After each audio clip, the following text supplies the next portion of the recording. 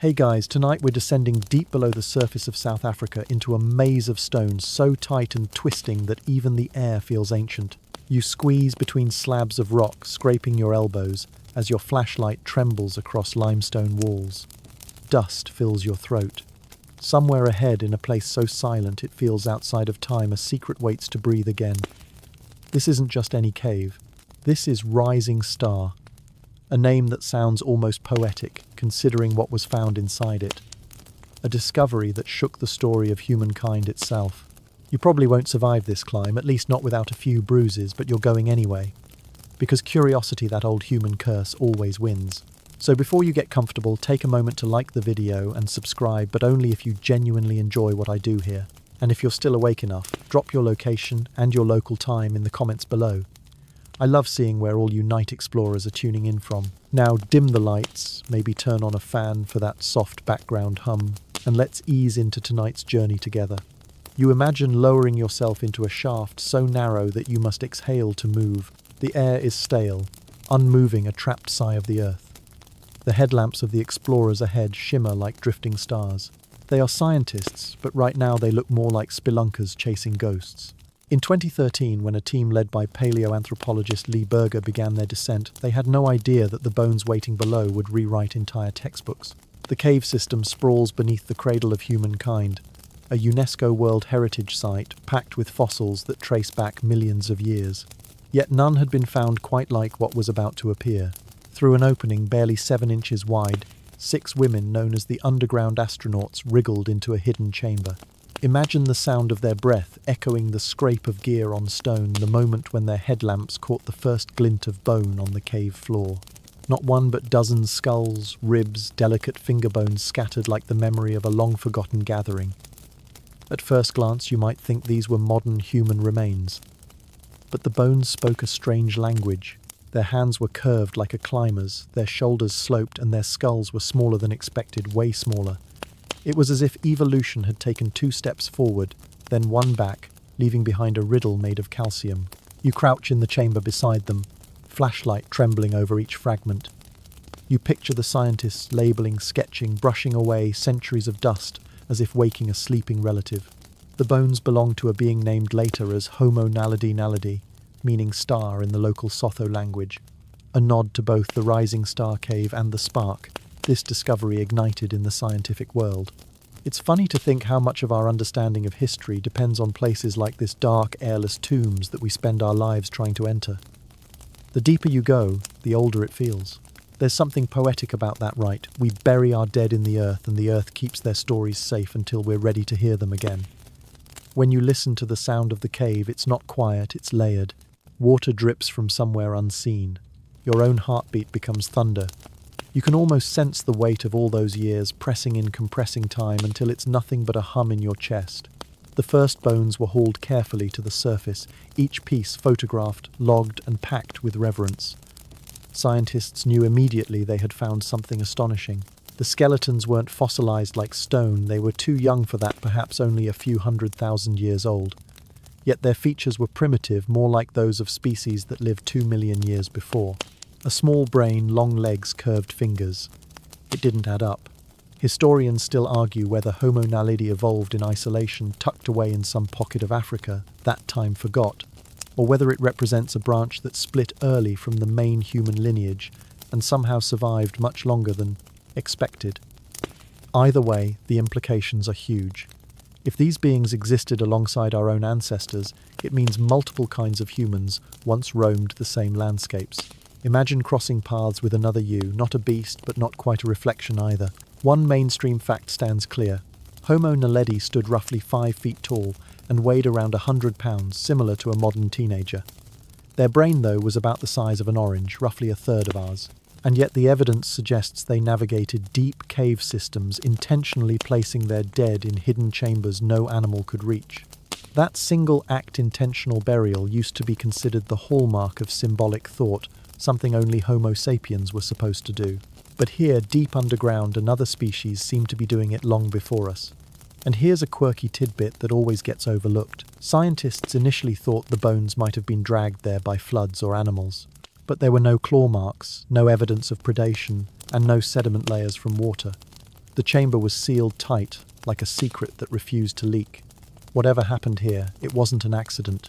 Or maybe it was historians still argue whether these beings were deliberately laying their dead to rest, or simply trapped by misfortune. Both explanations are haunting. You shuffle deeper in your imagination, feeling the press of stone on your shoulders. Every movement stirs a whisper of ancient dust. You picture the flickering headlamps of the real explorers, how they must have felt discovering this untouched world, a place humans hadn't entered in hundreds of thousands of years. When the fossils were first unveiled to the world in 2015, the reaction was pure astonishment. The find was described as the most significant hominin discovery in Africa for half a century. But more than that, it stirred something emotional. The idea that another kind of human had lived, thought, and maybe even cared for its dead, it blurred the sharp lines we like to draw between us and them. You pause for a moment, breathing shallowly in the imagined dark. Maybe Homo naledi wasn't so different from you. Maybe they looked up at the same stars and wondered what waited beyond. You think of the irony that their name means star while their bones lay buried so far from the sky. It's here at the threshold of this cave that the story begins to bend time. The rising star chamber becomes both grave and classroom altar and laboratory, and you, quiet listener, become part of that chain of curiosity stretching across millennia. There's a feeling that comes with realizing how fragile our uniqueness really is.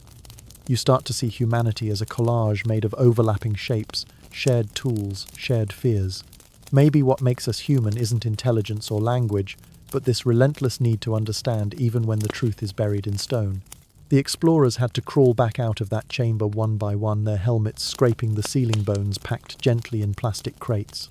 When they emerged into daylight, blinking and coated in dust, they carried more than fossils. They carried a story that would unsettle everything we thought we knew. And here's the part that sticks with you as you drift towards sleep. If Homo naledi could navigate that darkness, could climb and crawl and plan and perhaps even mourn, then maybe intelligence isn't something that flicked on suddenly like a switch. Maybe it glowed quietly deep in the earth long before we learned to name it. Outside the cave, the African landscape stretches under a golden sky. Grass rustles, insects hum, and for a heartbeat you can almost see small figures moving between rocks, agile, purposeful, alive. They vanish again as quickly as they appeared, leaving only questions behind. And that's how it begins. One chamber, one impossible discovery, and the slow dawning realization that the story of humanity isn't linear. It's tangled, shadowed, and still unfolding in the dark beneath your feet. You crawl forward on your belly, the rough limestone biting into your knees as the tunnel narrows to a crawl space barely wider than your shoulders. The beam of your headlamp dances over the stone, and dust motes swirl like microscopic stars. The deeper you go, the warmer the air becomes, as if the cave itself is breathing softly around you. Your palms are slick, your breathing shallow. Somewhere ahead, the path opens into a hidden chamber that has been sealed off from light and wind for hundreds of thousands of years. This is the Dinaledi Chamber, the heart of the Rising Star cave system, and tonight it is where you will uncover one of the strangest and most beautiful mysteries in human history. The tunnel twists like a serpent, and you have to twist with it, pressing your ribs against cold stone. Imagine the explorers who first did this for real in 2013, their bodies contorted, their nerves humming. They were 6 women chosen precisely because of their small size and skill. The scientists above called them the underground astronauts, though that name barely captures what they endured. At one point the passage narrows to just 7 inches. You picture them turning their helmets sideways to squeeze through, feeling the rock graze their cheeks. One wrong breath, and you'd be wedged there forever. You mutter to yourself that claustrophobia was probably invented in a place like this. When you finally emerge into the chamber, the air is thick and utterly still. Your lamp reveals walls coated in mineral flowstone shimmering like frozen waterfalls, and there at your feet lie bones. Not a single skeleton, but a constellation of them scattered in quiet disarray across the floor. Some are intact, others fragmented, all coated in the same fine dust that has kept them company through countless seasons. You crouch closer, tracing the curve of a skull with your eyes. It's smaller than yours, but its brow ridges and jawline feel uncannily familiar. The explorers would later collect over 1,500 fossil fragments here, representing at least 15 individuals of varying ages. Infants, adults, perhaps elders. A whole community frozen in time. The scale of it feels intimate and vast all at once. The Dinaledi Chamber is nearly impossible to access without intention. That fact alone stuns scientists. No natural opening from above, no sign of water transport, no evidence that animals dragged the bones here. It's as if something or someone deliberately placed them inside this hidden pocket of earth. You can almost sense that decision hanging in the air, ancient and deliberate. You reach out your gloved hand, trembling slightly, and imagine touching history itself. The bones don't fossilize here the way they might elsewhere. The minerals preserved them without turning them entirely to stone, keeping their surfaces delicate and pale. That makes them fragile but also vivid. It's like looking through a window into a long-gone world. For a moment you imagine the chamber as it might have been when it was still alive. The flicker of firelight shadows dancing across rough walls, quiet figures moving with intent. The soft sound of something being laid to rest. There's an odd peace here, a hush that feels almost ceremonial. Maybe it's imagination, or maybe memory lingers longer than anyone expects. You try to piece together the scene. Who were they? Why here? How did they find this spot when even modern explorers barely could? The questions multiply like echoes. Historians still argue whether the placement of these bodies was a ritual act or an accidental accumulation. But whichever story is true, it's clear that these beings were not mindless creatures. They moved with purpose, they navigated darkness, and they left traces of emotion in the way the bones rest together. One mainstream historical fact jumps out at you: the Rising Star Cave sits within the broader cradle of humankind, a region that has produced more early human fossils than almost anywhere else on the planet. From Australopithecus africanus to Paranthropus robustus, this area is a natural museum of our deep ancestry. Yet the Dinaledi find didn't quite fit any of the known chapters. It felt like discovering a missing page that shouldn't even exist. Here's the quirky part. Early rumours about the chamber included wild ideas that the fossils belonged to an ancient cult or that they were ceremonial sacrifices. None of that held up under science, of course, but the gossip showed how quickly the mind leaps toward mystery when faced with something it can't explain.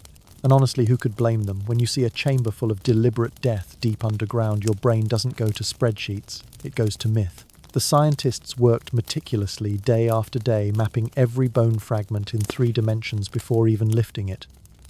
Each piece had to be photographed, scanned, catalogued, and preserved exactly as it was. The chamber's microclimate meant even a stray breath could disturb centuries of balance. The explorers wore full protective suits and masks, moving slowly as though walking through a sacred site. In a way, they were. Imagine the long hours they spent lying flat, labeling a single bone under the glare of their headlamps, sweat dripping down their temples. Above ground, the data streamed in real time to scientists watching from laptops, guiding every motion like mission control at NASA. One slip of a tool, and an irreplaceable fossil could crumble into dust. As you picture this, your own heartbeat slows. The story takes on a rhythm, a blend of tension and reverence. You realize that this was not just archaeology. It was an act of respect for another species of human that once walked the same earth. Now close your eyes for a second and listen to the imagined sounds. The whisper of brushes against bone, the faint crackle of radios, the soft creak of rock as explorers shift their weight. It's almost like the chamber itself sighs in relief at being found again. The more you think about it, the more this chamber feels less like a tomb and more like a message. A reminder that humanity has never been a single line marching forward, but a web of stories intertwining underground. Each discovery isn't the end of mystery, it's an invitation to look closer. Historians still argue whether Homo naledi's presence in such a deep, inaccessible space proves symbolic thought or some other instinct. Some claim they were capable of understanding death in a way once reserved for modern humans. Others believe they simply followed the contours of the cave without understanding its depth, falling into darkness by mistake. Either way, both interpretations are hauntingly human. You shuffle to the edge of the chamber, the beam of your light tracing across the uneven floor. You can feel how the cave hums with quiet power. It's easy to imagine that each drop of water here has measured time in centuries. You sense that you're trespassing in a space where the past never truly ended. For a moment you think about how strange it is that humanity keeps digging for answers in the literal ground. Our curiosity has always pointed down as much as up. Beneath the surface we find bones, artifacts, and echoes. Above us we find stars. Maybe that's why this place is called Rising Star. The irony fits perfectly. We dig down to find ourselves only to realize we've always been reaching for the light. A small joke slips through your tired mind. You chuckle that even ancient humans couldn't resist leaving clutter behind. Whole species gone, and yet here they are still taking up floor space. But beneath the humour lies awe. These bones are not just relics. They are mirrors, each one whispering that being human has never been a single simple thing. You glance once more at the chamber walls. In your imagination, the explorer's lamps fade, leaving only darkness again. The bones rest untouched, patient as time itself. Above them, the world continues to spin, cities rise and fall, and yet their story waits quietly underground, knowing that someday someone else will crawl through the narrow passage and find them again. The climb back out feels slower, heavier, but the kind of heaviness that carries meaning. When you finally reach the surface, the air smells sharp and clean. The sky is blindingly bright after all that blackness, and for a moment you stand there squinting, wondering how much of that chamber will stay with you forever. Probably all of it. You can almost hear the cave still breathing behind you, holding its secrets tight. The Dinaledi Chamber isn't just a place, it's a threshold between what we know and what we're still brave enough to imagine. You step into the morning light again, blinking away the shadows of the cave that seem to cling to your skin. The air outside feels thin after so long underground, and the sound of birds almost startles you. For a moment you just stand there, letting the sun warm your face while the world above feels too bright, too alive. The team around you celebrates quietly, their laughter soft, as if still respecting the silence of what they found below. You brush the dust from your gloves and look at the crates lined neatly on the ground. Inside those boxes lie the bones of something no one alive has ever seen before. You think you know the human story, but this is a new chapter written in dirt and bone. In the lab, the fossils are laid out under white light, each fragment given a number and a name. You imagine the scientists leaning close their breath, fogging the glass, trying to understand what exactly they are seeing. The skulls are small, almost delicate, with narrow jaws and flattened faces. Yet the teeth are surprisingly human-like. The spine curves like yours, the pelvis suggests upright walking in the hands. Well, those are the real puzzle. They are long and curved, built for gripping and climbing. The wrists, however, show features that belong to tool users. It is as if the body of Homo naledi refused to pick a lane between tree and ground, between primitive and advanced.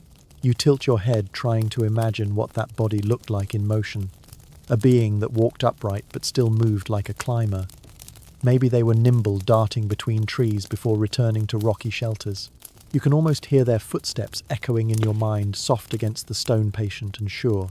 One mainstream fact you note is that when Homo naledi was first analysed, scientists estimated their age to be around 2 million years old, similar to early members of Homo habilis. But years later, advanced dating techniques shocked everyone. These bones were not ancient in that deep evolutionary sense.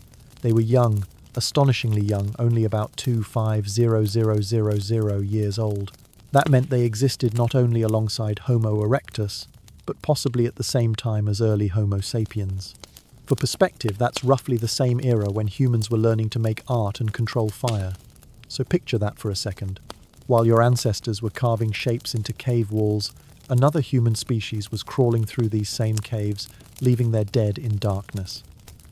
That fact alone rattled the scientific world. It suggested that evolution did not follow a straight path upward, but more like a tangle of vines growing in every direction. Small-brained creatures were surviving long after their larger-brained cousins had moved on. You lean closer to one of the skulls on the lab table, tracing its contour with your eyes.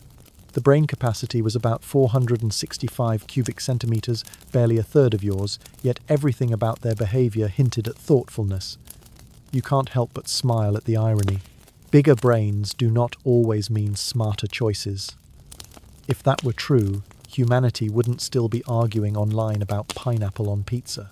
Maybe Homo naledi had found a balance we lost long ago. They lived quietly, efficiently, and apparently cared for their own. Historians still argue whether their intelligence was instinctual or reflective. Could a being with a brain that small understand death or compassion or legacy? The evidence suggests they might have. There are no signs of violent death among most of the skeletons. No predator marks, no fractures consistent with falling. Instead, the arrangement feels intentional, as if they placed their dead in the chamber deliberately. That single act changed everything we thought we knew about what made humans unique. You picture a group of Homo naledi individuals navigating the labyrinth of rock with simple torches, their light flickering against the walls. They move together silent and deliberate, carrying something wrapped in leaves or fibers. They reach the chamber, place it down and pause. Maybe one of them touches the body's shoulder, a final gesture before retreating back into the narrow shaft. It's a scene both alien and heartbreakingly familiar. And here's a quirky tidbit for you. Some researchers noticed that many of the fossils belonged to smaller-bodied individuals, including several children. It led to speculation that perhaps the smaller members of the group were the ones able to enter and perform these tasks, the caretakers of memory, the ones who literally carried their loved ones through tight passages. There's something poetic in that image, tiny figures bearing immense emotional weight through the dark. In the quiet of the lab, you can almost feel the tension between skepticism and wonder. Some scientists resist the idea that a small-brained hominin could perform such complex acts. Others argue that maybe intelligence manifests in many ways we have not yet learned to recognize. What if memory and meaning don't require big brains but big hearts? It's a romantic thought, but not entirely unscientific. The first reconstructed skeleton of Homo naledi reveals more surprises. Their feet are almost identical to modern humans, suited for long walks across terrain. Their legs are strong, suggesting endurance. Their shoulders and fingers, however, tell a story of climbing. So imagine that mixture of movement.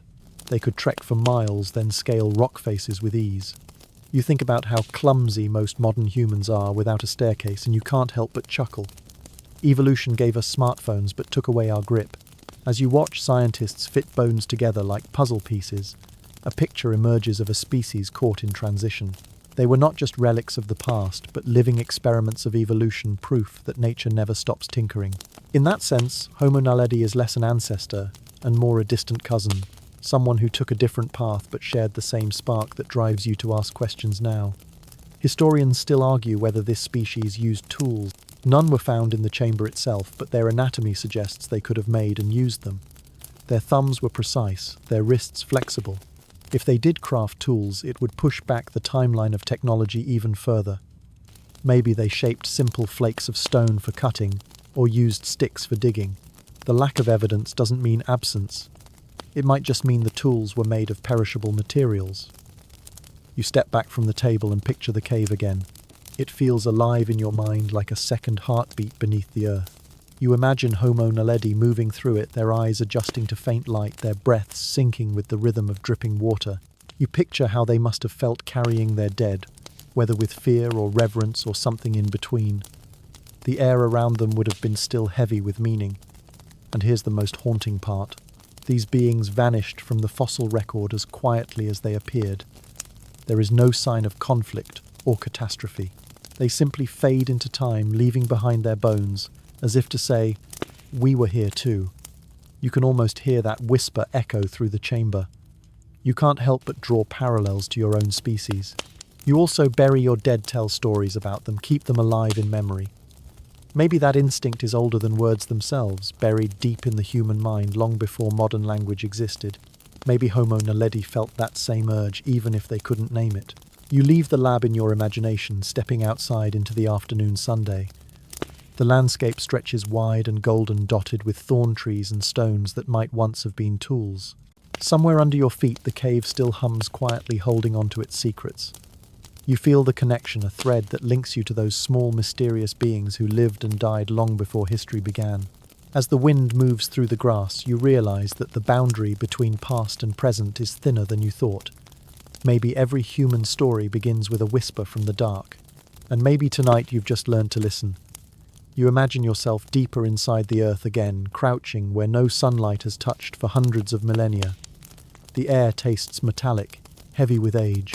The walls glisten with moisture that never evaporates, tiny droplets, reflecting the glow of your light like stars trapped underground. It is quiet enough that you can hear the faint rush of your own pulse in your ears. This time you picture the flicker of firelight instead of the glare of electric lamps. You let your mind drift back before cities, before language, before anyone had a word for tomorrow. You see them, small figures lithe and deliberate moving in the narrow chamber. Each one carries a burning stick, its flames sputtering and painting the stone in gold and shadow. Smoke curls toward the ceiling, blurring the edges of their faces. You are watching Homo naledi in a moment of life, not death. They have entered the chamber for a reason, and in their hands they hold the first hints of mastery over an ancient element: fire. Scientists found evidence in the rising star system of soot markings and burned fragments of bone, suggesting that Homo naledi might have used fire deep underground. That discovery is still debated, but the possibility is thrilling. The idea that such a small-brained species could navigate by flame challenges nearly every assumption we've made about intelligence. You picture them shielding the fragile flames from drafts as they crawl, careful not to let the light die. There is tenderness in the gesture, an unspoken understanding that the flickering fire means survival. Historians still argue whether Homo naledi could control fire independently, or whether they simply borrowed it from lightning strikes or wildfires. But regardless of its source, they knew what it could do. Fire was warmth, protection, and perhaps even magic. Imagine the scene outside the caves at dusk, a cluster of small figures around a glowing hearth, shadows swaying like silent dancers on the rock walls. For the first time in the darkness of prehistory, night was no longer absolute. A mainstream historical fact anchors this vision. By about 1 million years ago, Homo erectus had already learned to use fire for cooking and protection. But Homo naledi, alive only 250,000 years ago, was not erectus. Their smaller brain should have meant a simpler life, yet here they were behaving as though they had stolen a page from a more advanced species. You start to see a pattern forming. Intelligence is not a straight line, and light has always found strange ways to reach the dark. The smell of smoke lingers in your imagination. You feel the heat against your face, the comfort of it after a lifetime of shadows. Maybe this was the first time a living creature truly understood warmth, not as a coincidence, but as something to protect. Fire made the night less frightening. It turned predators into silhouettes and gave time to think. Around its glow, stories were probably born long before anyone had the words to tell them. Here's a quirky tidbit that often gets overlooked. Researchers exploring soot patterns on the walls of the rising star chambers noticed shapes resembling hand smudges and streaks. Some believe these could have been accidental traces left by torchbearers. Others think they might represent the beginnings of intentional markings, the earliest echoes of human art. The possibility alone feels electric. Imagine one of them dragging a hand across the wall, leaving behind a blackened outline. No words, no message, just proof that they existed, and that existence itself was worth recording. You can almost feel the warmth of that torchlight on your fingertips. The chamber would have glowed like a cathedral of shadows, the flames revealing the bones already resting there. It is easy to see how this space might have inspired reverence. Perhaps fire was used not only for sight but for ceremony. Maybe the flicker of light and the scent of smoke marked the beginning of something sacred. The idea that these beings might have understood ritual unsettles the neat boxes of anthropology. If they recognized death, if they sought to honor it, then they crossed an invisible threshold between animal instinct and human awareness. They looked at the stillness of a body and sensed that something more had vanished from it. You imagine one of them kneeling by a fallen companion, the torchlight trembling in their hands. The air is thick, heavy with silence, but there's no panic, only patience. They are not discarding their dead, they are saying goodbye. Historians still argue whether such emotion can exist without language. How do you define grief without words? Yet modern experiments show that even elephants mourn ravens, remember their dead, and chimpanzees stand quietly beside their fallen. Maybe Homo naledi felt something similar, a pull of memory that needed expression. Their gestures might not have been ritual in the modern sense, but they reveal connection. That connection, you realize, is the seed of culture. The glow of the imagined firelight dances across your mind. It feels strangely human familiar in a way you can't quite explain. You see one figure tending the flame, while another watches eyes reflecting the light. Maybe they are teaching each other how to keep it alive. Maybe one of them hums softly the first vibration of music ever made. Fire has a way of creating space for thought, and thought has a way of creating questions. You can sense the loop forming curiosity, feeding invention, invention feeding memory. It's easy to romanticize them, but you remind yourself that their lives were hard. Their world was one of predators, hunger, and endless searching. Fire didn't erase fear. It only made the shadows retreat for a while. Still, in those hours of light, they must have felt something close to wonder. Maybe one of them stared into the flame and saw shapes move the way you see faces in clouds or patterns in candlelight. Perhaps they saw something alive inside the fire and gave it meaning. That's how belief begins, isn't it? A spark becomes a story. You can't prove it, but you can feel the logic. In that ancient glow, imagination might have been born. Here's the part that always makes you pause. If Homo naledi indeed used fire intentionally inside those deep chambers, they must have planned their journeys. They would have needed torches, fuel, and timing. The trip to the burial site could not have been random. Every choice, who carried the flame, who followed, who placed the body, was deliberate. It speaks of community of cooperation. It means that somewhere in those tiny skulls there lived an awareness of time and responsibility. You can almost hear the crackle of the fire fading as they finish their task. They retreat into the passage, crawling upward again, leaving the chamber behind in darkness. One torch goes out then, another, until only a faint wisp of smoke curls against the ceiling. Then silence. Centuries later, explorers find the same soot stains still clinging to the rock like whispers of that last breath of flame. Outside night spreads across the African plains. You can imagine the stars above the horizon, the real stars that gave the cave its name. Maybe those same stars reflected in the eyes of Homo naledi as they looked up from their fires. The universe must have seemed enormous to them, yet somehow familiar. Fire mirrored starlight, and both were pieces of the same cosmic puzzle. You chuckle quietly at the thought that humans have always been pyromaniacs at heart. Give us darkness, and we'll find a way to burn something just to see what's out there. That impulse to light, to know, runs deeper than survival. It's curiosity turned into flame. As you imagine lying beside their fire, you feel the cave fade around you. The warmth becomes gentle like a blanket. The smoke softens into mist. You can almost drift to sleep here, knowing that somewhere deep in time, another being sat beside their own fire, watching the shadows move, wondering about the same questions you ask tonight. And so as the last spark fades and the cave settles once more into quiet darkness, you realize that the first light of humanity didn't shine in the open sky. It was born here underground, flickering against stone, guarded by hands small but steady. You lie back in your mind beside that fading firelight, the glow barely reaching the walls, and try to picture what thoughts might have flickered inside those small skulls. The more you learn about Homo naledi, the stranger it becomes. Their world feels like a contradiction made flesh. Tiny brains but complex behavior, primitive bodies but purposeful action. Every bone seems to whisper that intelligence might not always look the way you expect it to. The scientists who studied the skulls were astonished. The cranial volume of Homo naledi averaged about 28 cubic inches, less than half that of modern humans. To put that in perspective, that is smaller than an average chimpanzee's brain. And yet the fossils showed evidence of control over fire burial of the dead, and possibly symbolic markings on the walls of their cave.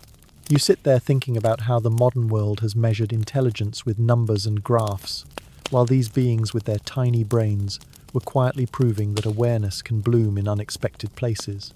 You imagine holding one of their skulls in your hands. It would feel light, fragile, smooth in places where time has polished it. You trace the curve of the forehead, the delicate ridges above the eyes, and wonder what kind of thoughts once flowed beneath that bone. Did they dream? Did they remember faces? Did they feel fear or joy or curiosity as they watched the firelight dance? Historians still argue whether Homo naledi's brain was structured differently, more efficient in certain ways, or whether they relied on instinct rather than abstract reasoning. Some scientists believe their intelligence might have been distributed through group behavior, a kind of collective mind that allowed them to solve problems together. If that were true, it would mean that their strength lay not in individual genius, but in cooperation. You smile at the idea that teamwork might be the oldest form of wisdom. A mainstream historical fact tells us that brain size in human evolution does not directly correspond to intelligence. Neanderthals, for example, had brains even larger than ours, yet their world eventually vanished. Modern humans with slightly smaller brains thrived instead, perhaps because of social adaptability or communication. That thought makes you glance toward the fire in your imagination. You can almost see a small group of Homo naledi huddled together, their heads close, perhaps sharing food or warmth, each one relying on the other in quiet understanding. Here's a quirky tidbit that always makes people pause. One scientist studying their teeth noticed patterns of wear, suggesting that they might have used their mouths for tasks beyond eating, maybe holding plant fibers or stripping bark to make tools. Imagine someone biting a vine and twisting it into a cord, multitasking like an ancient craftsman. It is such a simple human image. You can almost hear them grumbling the way people do when trying to fix something without the right tool. Maybe ingenuity began not with grand inventions, but with small everyday improvisations like that. You start to realize that what we call advanced behavior might just be a reflection of habit. A creature that learns to reuse or adapt has already crossed a mental threshold. Maybe Homo naledi didn't think in words, but in actions and rhythms. You can almost feel their thoughts as movement, as instinct guided by memory. The question that keeps scholars awake at night is how these beings managed such complexity with such limited neurological space. Historians still argue whether the key lies in how efficiently their brains were wired. Some researchers propose that Homo naledi might have had a higher density of neural connections relative to brain size, allowing for sophisticated behaviors even without the bulk. Others think that intelligence might have emerged gradually, like a spark spreading across dry grass, small but unstoppable once it starts. You picture a young Homo naledi watching an older one light a torch, eyes wide with curiosity. The act of imitation alone is a sign of cognition. Learning from observation means more than survival. It means imagination. To copy is to understand that an action has purpose. You smile at the thought that maybe curiosity itself is the oldest flame we ever passed on. When you look back at the reconstructed skulls, they seem both alien and familiar. The proportions are strange, but the sockets of the eyes have a softness to them, as if they once held expressions that you would recognize. Perhaps the real mystery is not how small their brains were, but how large their awareness became within those limits. A mainstream fact from neuroscience supports this sense of wonder. Even in modern humans, the relationship between brain size and function is not strictly linear. Dolphins, for example, have smaller brains relative to body size than humans, but display complex emotional and social behaviors. Corvids like crows and ravens can solve puzzles and remember faces with brains no larger than a walnut. Intelligence, it seems, is not a contest of volume, but of connection. You think about that as you imagine Homo naledi sitting by a fire, their small heads tilted in thought. Maybe the spark that separates human from animal is not intellect, but awareness. Awareness of others, of time, of the fact that life ends, and something must be done about it. Perhaps that is why they placed their dead in hidden chambers. It was not logic guiding them, but empathy, the realization that absence itself carries weight. You imagine one of them finding a fallen companion. The figure hesitates, looking down. A hand reaches out, tentative, then steady. There is no ceremony, no words, only a pause, filled with something that feels like memory. The group gathers, and together they carry the body toward the dark opening of the cave. They do not bury it in soil. They hide it in shadow, a place safe from scavengers and storms. It might not be religion, but it is care. And care, you realize, is the truest sign of thought. Here's a lighter moment to keep you from sinking too deep into the dark. Imagine how Homo naledi might have sounded. Their vocal cords were probably not as developed as ours, but they likely made a range of sounds, grunts, hums, clicks that conveyed meaning. You picture them communicating over short distances inside the cave, calling softly so echoes would not startle them. It must have sounded like a secret language of murmurs, like the cave itself whispering back. You grin at the thought that even then humanity's first group chat was probably full of noise. Historians still argue whether they could form symbolic thought, but if they could use tools, coordinate movements, and care for the dead, then somewhere inside those small skulls lived imagination. You can almost hear it in the rhythm of their actions, the way repetition becomes tradition. A mind that repeats with purpose is a mind beginning to create culture. The firelight in your imagination dims as you think of that. Maybe their intelligence was quiet, the kind that hums instead of shouts. Modern humans like to think we are the pinnacle of thought, but perhaps Homo naledi simply didn't need to overcomplicate things. They survived, cooperated, cared, and vanished without destroying the world around them. Maybe that's a sign of wisdom we've lost. The air around you feels softer now, filled with the faint echo of those small lives. You close your eyes and picture their silhouettes fading into the dark, their small brains glowing metaphorically like lanterns in the night of history. Intelligence, you realize, is not measured by how much you know, but by how deeply you can feel connection to others, to time, to life itself. And so you sit in that imagined quiet, the cave still breathing softly around you. Somewhere far back in time, another spark flickers to life, unseen, unstoppable. It reminds you that evolution is not a ladder, but a constellation. Each mind, no matter how small, shines its own kind of light. You find yourself standing at the mouth of the rising star cave once again, but now your mind feels heavier. The question that lingers is not about discovery, but about intention. Why were the bones there at all? You close your eyes and imagine the chamber as you left it, filled with silence and shapes that once moved, breathed, and felt. You can almost hear the faint echo of water dripping through stone, the slow rhythm of time itself. The more you think about it, the more the mystery deepens. Did Homo naledi bury their dead out of compassion, or were they simply victims of a tragic fall? The answer has haunted scientists for years, and tonight it haunts you too. The evidence points both ways. The chamber where the fossils were found has no signs of natural collapse, no openings wide enough for accidental entry, no claw marks from predators. The bones were not scattered as if washed in by water or dragged by animals. Instead, they were arranged as though deliberately placed. Some skeletons lay intact, their bones still articulated, meaning they decomposed undisturbed. That suggests they were placed there while still whole, not as scattered remains. You picture it happening in near silence, a small group lowering their companion into the darkness, then turning away, leaving only footprints behind.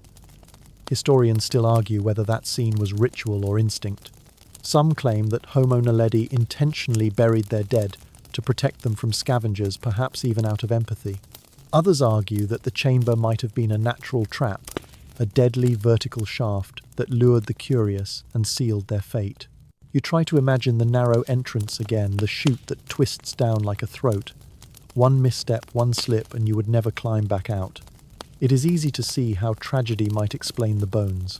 Yet the sheer number of individuals found together feels too deliberate to be random. A mainstream historical fact keeps the debate grounded. Intentional burial was once thought to be a uniquely human act, first associated with Homo sapiens and Neanderthals around 1,000,000 years ago. But the rising star fossils shattered that timeline. If Homo naledi, with their small bodies and smaller brains, were capable of burial 250,000 years earlier, then the very definition of human behavior must expand. You feel a chill at that thought, a soft realization that the line between animal and human may be far thinner than anyone imagined. Here's a quirky tidbit. When researchers first proposed the burial theory, some of their peers called it science fiction. They could not accept that such a primitive-looking creature would intentionally dispose of its dead. It felt impossible. And yet, over time, evidence kept piling up. The bones were too carefully arranged, the chamber too remote, the conditions too consistent to be coincidence. Eventually, even skeptics began to waver. You grin slightly at the thought. Every great discovery in history begins with someone being called crazy. You crouch mentally beside one of those ancient skeletons and try to picture the moment it was left behind. The flicker of torchlight fades, the air thickens, and quiet settles again.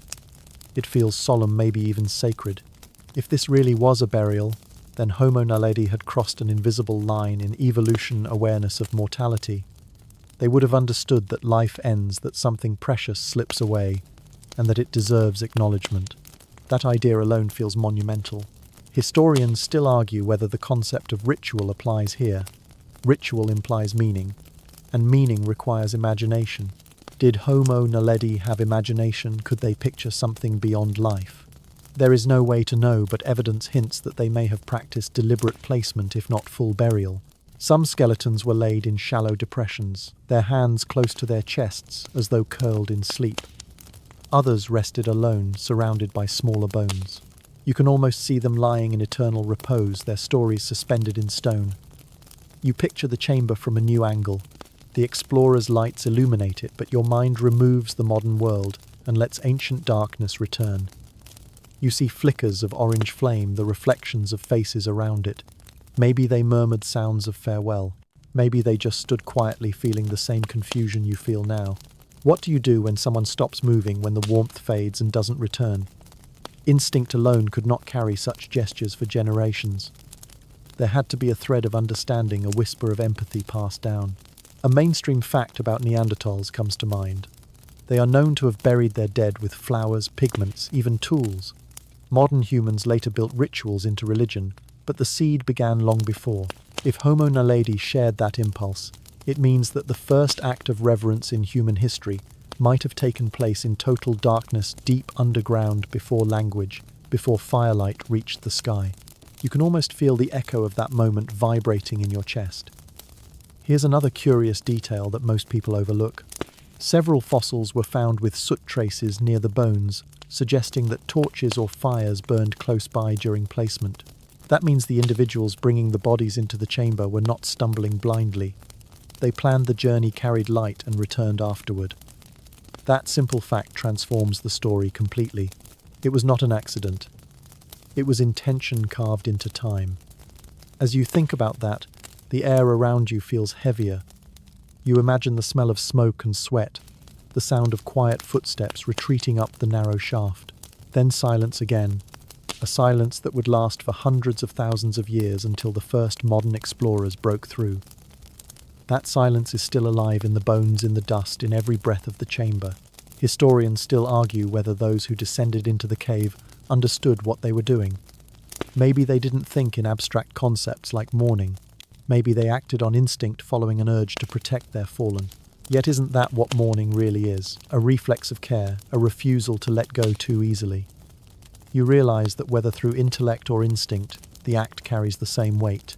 You think about modern funerals, the polished rituals and careful words. Strip all of that away, and what remains is the same human truth: we cannot bear to see someone vanish without acknowledgement. That need stretches backward through time, all the way to the Dinaledi Chamber. The emotion feels timeless. A small laugh escapes you at the thought.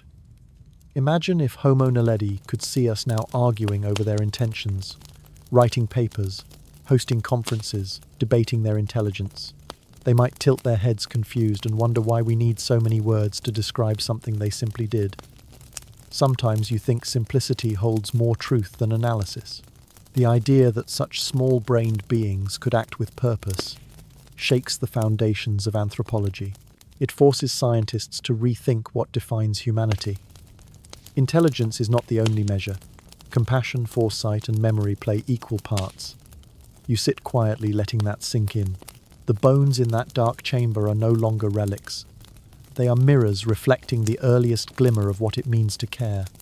You imagine for just a moment that you are one of them. You hold a body that no longer breathes. The firelight trembles against the wall. You feel a heaviness you cannot name, only the certainty that you must do something. You crawl into the dark, lay the body down, and linger for a moment before retreating. You look back once, a final glance, then climb toward the faint light of the entrance. Above you, the stars wait, distant and silent. The image lingers as you breathe. Whether it was accident or ritual, compassion or confusion, the act itself changed the story of life on this planet. For the first time, a creature faced death, not with panic but with purpose. You whisper to yourself that perhaps that is where being human truly began. As you rise from the chamber in your imagination, the night air feels cooler. The stars above the South African plains shimmer indifferent yet eternal. The cave behind you holds its secrets close, but you know now that some mysteries are meant to stay that way. The truth of Homo naledi's burial will always rest between fact and feeling, in that delicate space where science meets soul.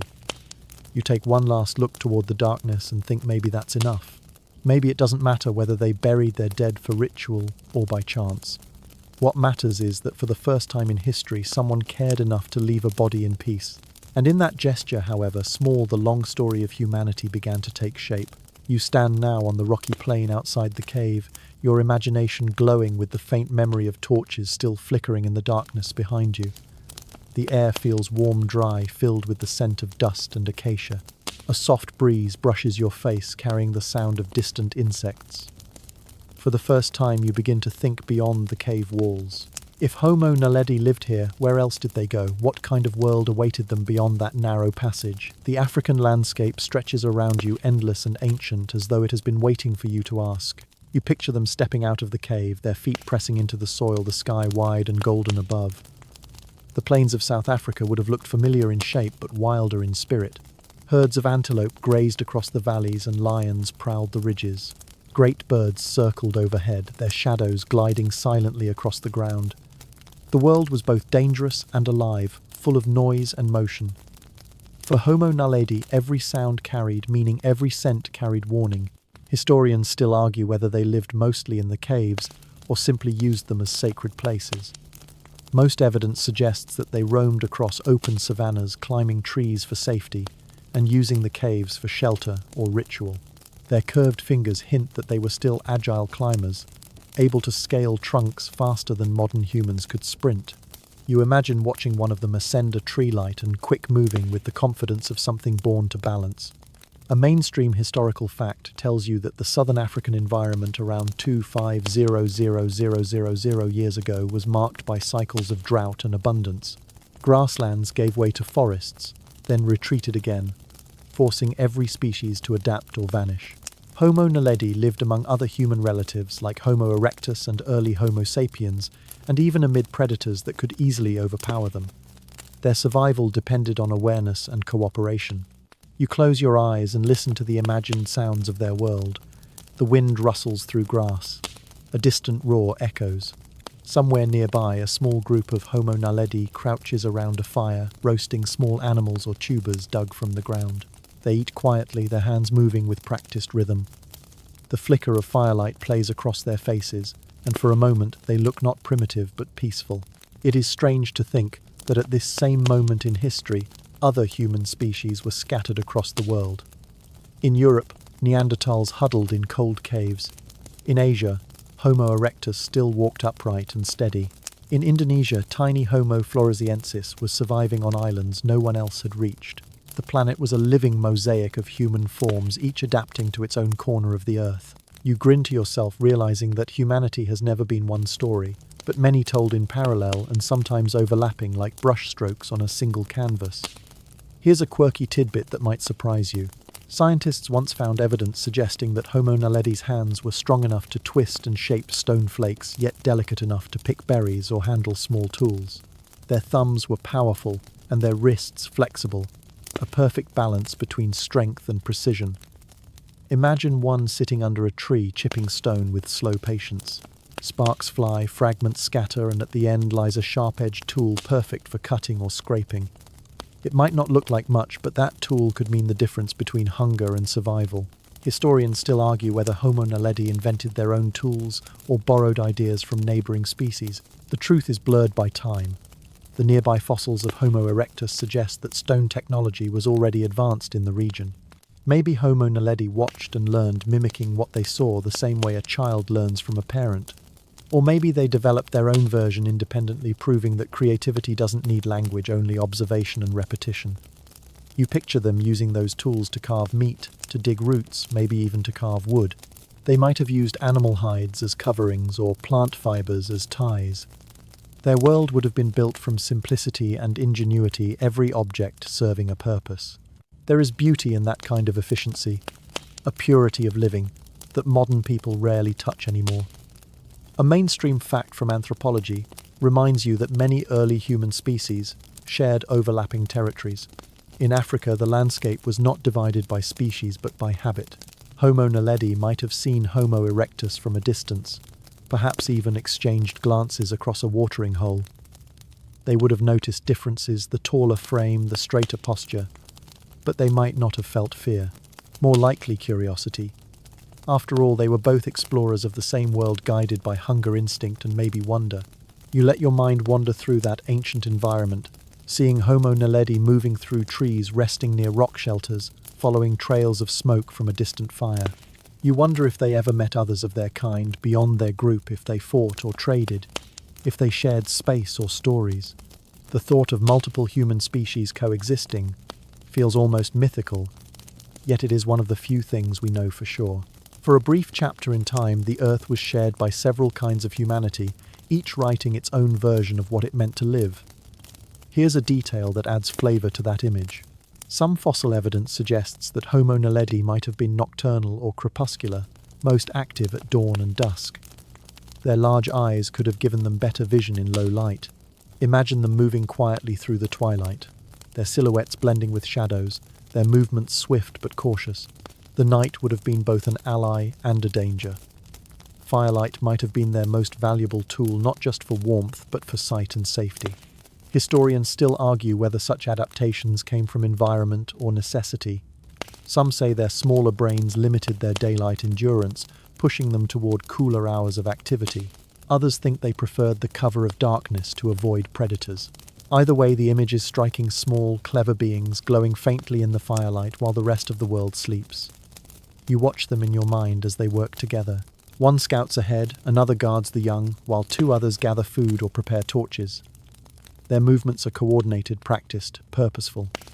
Cooperation would have been their strength. Even without language, they communicated through gestures, glances, and tones. You can almost hear a soft grunt of warning, a hum of reassurance, a rhythm that carried meaning without words. Here's a modern comparison that makes you smile. Humans today argue over who's the smartest, who's evolved, who's superior. Yet long before any of that mattered, these small beings survived in a world far harsher than ours, using nothing but instinct, cooperation, and courage. Intelligence, you realize, is not just about solving puzzles. Sometimes it's about knowing when to stay quiet and when to trust the group. You glance across the imagined savannah one last time. The sun lowers on the horizon, painting the sky in orange and red. A small cluster of Homo naledi walks slowly toward the cave, carrying bundles of food, their shadows stretching long behind them. The landscape hums with life crickets, whined the faint call of a distant predator, but they move calmly at peace with the rhythm of the land. For a moment you feel something like envy. They lived without excess, without noise, without distraction. Every decision mattered, every act carried weight. Their world was brutal, yes, but it was also clear. To survive meant to listen, to observe, to care. You can almost feel that simplicity settling over you like dusk. As the last light fades, you imagine them disappearing into the cave once again, their small fire blooming against the dark. Above them, the stars begin to glow, endless and watchful. Somewhere in that pattern of light, the story of Homo naledi is written, a reminder that the human journey is older, stranger, and far more intertwined than we ever imagined. And in that quiet night, under that vast sky, you realize something small but powerful. Maybe humanity didn't begin with language or art or even tools. Maybe it began with the decision to walk together into the unknown, guided only by curiosity and the faint light of fire. You wake in your imagination to the sound of rain drumming softly on leaves. The storm rolls over the plains, and the air feels electric. It is the kind of storm that soaks through the soil and breathes life into everything it touches. As you look across the landscape, you picture Homo naledi moving beneath this same sky long before history began. They are not alone in this ancient world. Around them, other humans walk upright, each kind carrying its own blend of bone and brilliance. Tonight you are stepping into that tangled neighborhood of early humanity. It is easy to think of evolution as a straight ladder, one species neatly replacing the next, but that is not how it happened. The truth is closer to a crowded family reunion where distant cousins keep showing up. Around 250,000 years ago, Africa and Eurasia were home to at least 5 known kinds of humans. Homo naledi was among them, small and agile, while Homo erectus walked tall and strong. Neanderthals thrived in the colder north, and early Homo sapiens were just beginning to take shape somewhere nearby. It was a time when the word human didn't mean one thing but many. Historians still argue whether these species ever met face to face. The fossil record gives hints but not certainty, yet the timelines overlap so closely that it's difficult to imagine they never crossed paths. Perhaps Homo naledi spotted strangers from a distance, creatures similar enough to recognize, but different enough to fear. You picture 2 groups meeting at the edge of a watering hole. The air is still the tension thick. They watch each other silently, heads tilted, trying to decide if they are kin or competition. A mainstream historical fact supports the idea of coexistence. Fossils of Homo erectus and Homo naledi have both been found in southern Africa, dating to roughly the same period. That means they shared the same land, breathed the same air, maybe even used the same caves. Imagine the confusion of seeing another kind of human for the first time. One species with a large brain and upright posture, the other smaller, quicker, with bright, curious eyes. Neither would have words, but both would understand what the other was. You can almost feel that ancient recognition flicker like static across time. Here's a quirky tidbit that makes you smile. Some anthropologists suggest that different human species might have avoided each other out of fear of disease or territory. Others think curiosity could have drawn them closer. Maybe they followed each other's campfires, fascinated by the glow in the distance. Fire has a way of calling to every living thing.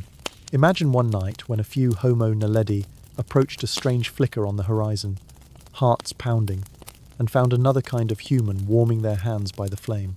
No words, no shared tools, just the simple shock of seeing yourself reflected in another form. The thought unsettles you. We like to think of humans as unique, but this was a time when multiple kinds of humanity coexisted, each shaping the world in its own way. It was like nature was running experiments, testing different versions of being human. Some were hunters, some toolmakers, some explorers of darkness. Homo naledi, with their cave rituals and small brains, remind you that complexity doesn't always look impressive from the outside. Sometimes it hides in quiet corners of the world, doing its work in secret. Historians still argue whether these species competed for resources or simply ignored each other. The truth is probably both. The African landscape could be generous one season and merciless the next.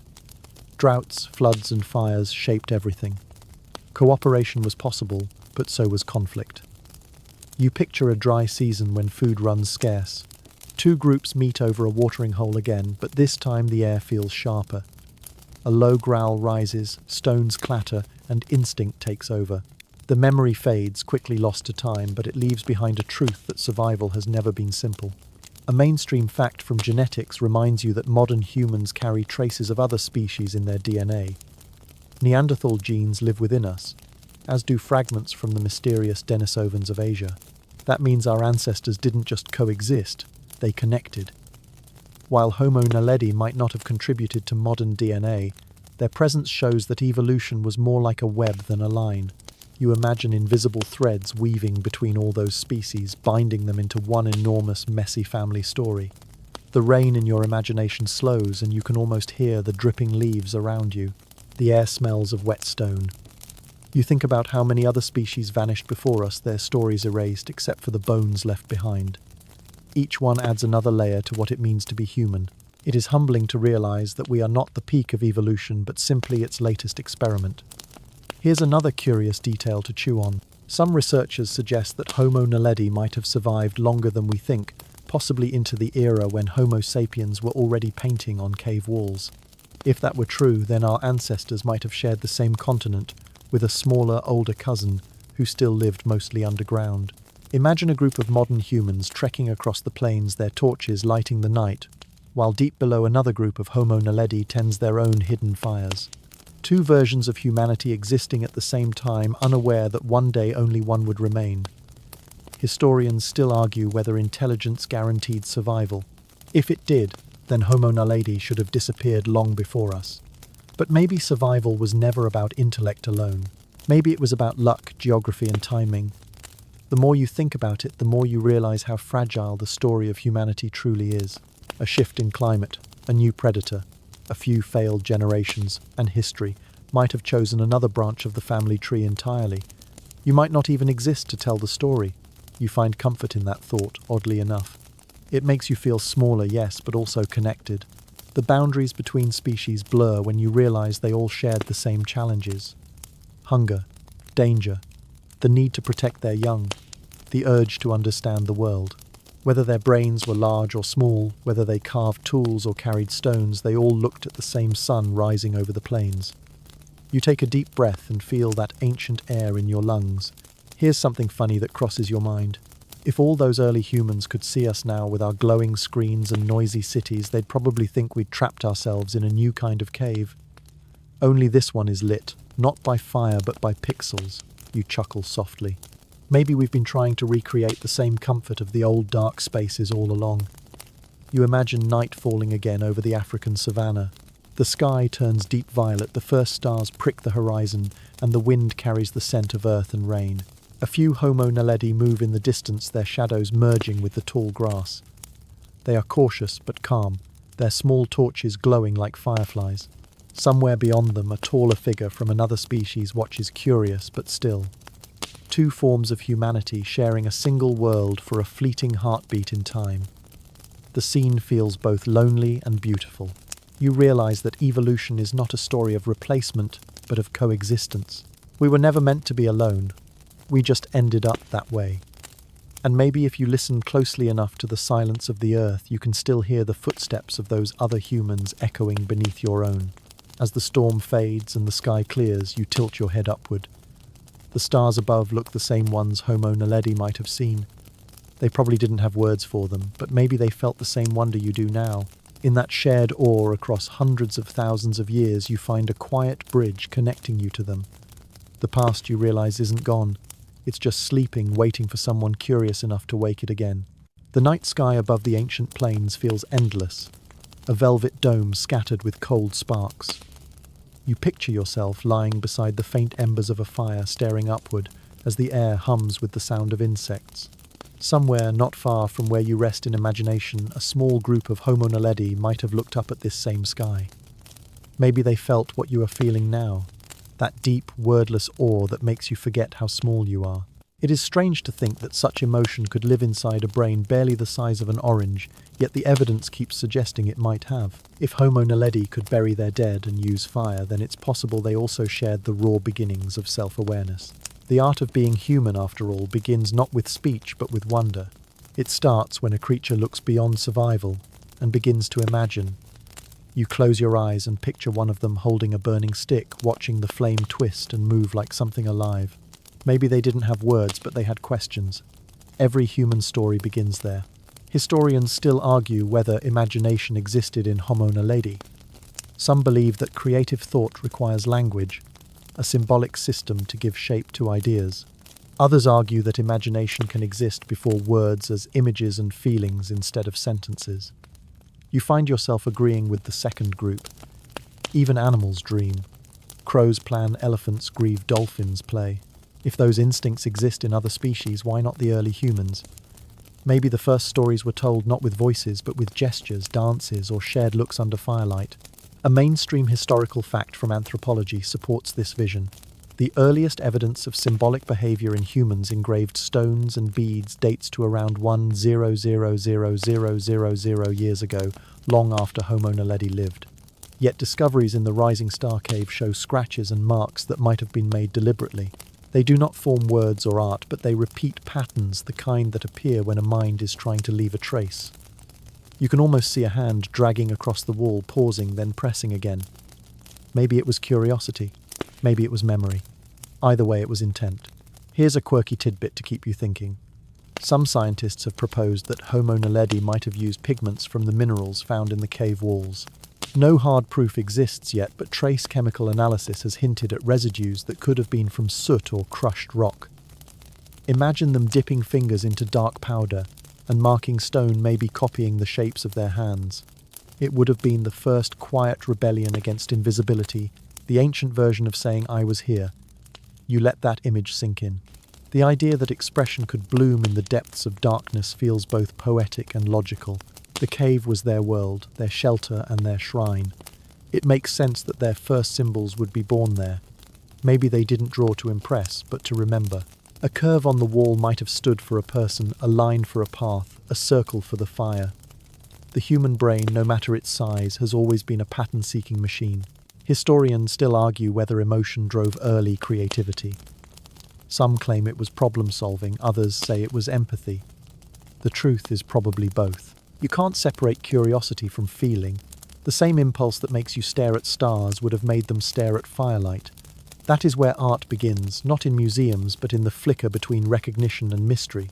A mainstream fact from psychology adds another layer. Modern humans spend much of their mental energy imagining things that do not exist. Future plans, stories, fears, dreams. This ability to envision what isn't real is the foundation of creativity and empathy. If Homo naledi shared even a fraction of that ability, it would explain their behavior. You don't bury a body unless you can imagine a world where that body no longer moves.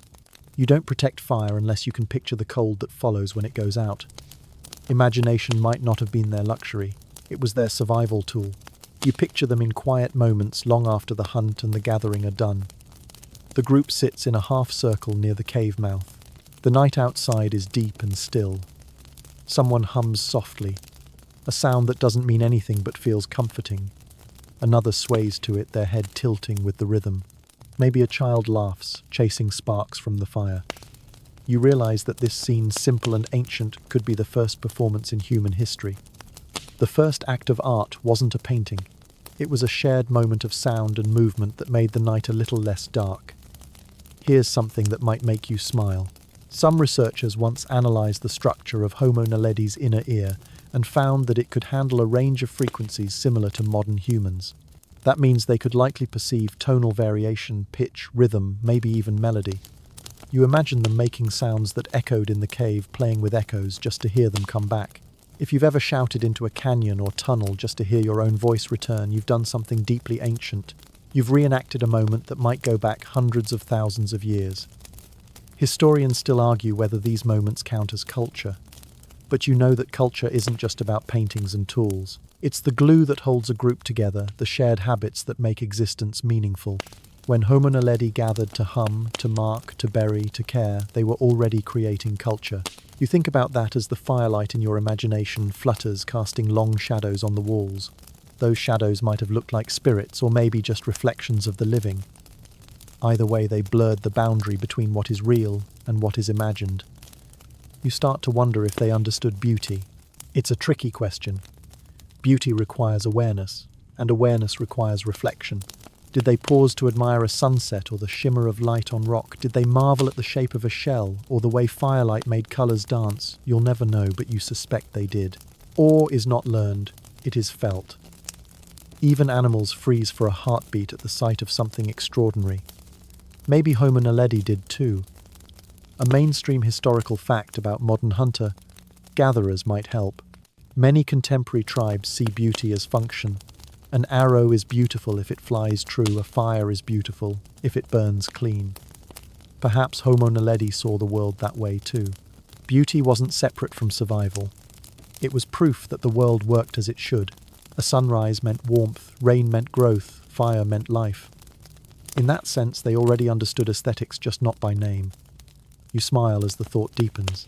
Maybe that's what makes humanity universal, the instinct to find meaning in everything, even danger or darkness. The urge to connect one moment to another, to say this matters. You feel that urge even now, listening to this quiet story, trying to piece together what it means. The same impulse drives archaeologists to crawl through narrow tunnels, and you to stay awake at night imagining the past. Curiosity is the heartbeat that links all of us. Historians still argue whether Homo naledi ever developed communication beyond gestures, but you can almost hear them talking. Short clipped sounds, maybe names, maybe warnings. Their voices bounce through the chambers, each note carrying warmth. One of them laughs, a soft exhale that sounds surprisingly human. You laugh too, and for a fleeting second, you feel the distance between your time and theirs collapse. The fire in your imagination burns low now, glowing softly in a circle of ash. The group lies down together, heads resting near the warmth. Outside, the stars pulse against the dark sky. You watch them breathe, hear the slow rhythm of sleep. Their dreams, if they had them, must have been filled with light and movement. Maybe they dreamed of fire, of hunting, of climbing. Maybe they dreamed of each other. You realize something as you drift with them. The art of being human is not about how big your brain is or how advanced your tools are. It's about noticing. To notice is to care, and to care is to imagine. Homo naledi noticed the world deeply, maybe more deeply than we do now. They saw death and chose reverence. They saw darkness and made fire. They saw time and decided to remember. That, you think, is the oldest art form of all. You shift your imagination from the fire-lit world of Homo naledi to the bright floodlights of a modern excavation tent. The sound of soft brushes on stone fills the air, and latex gloves crinkle as hands lift fragments of bone no wider than a pencil. You are no longer in the Pleistocene. You are with the people who went back into the dark to bring those ancient bones to light.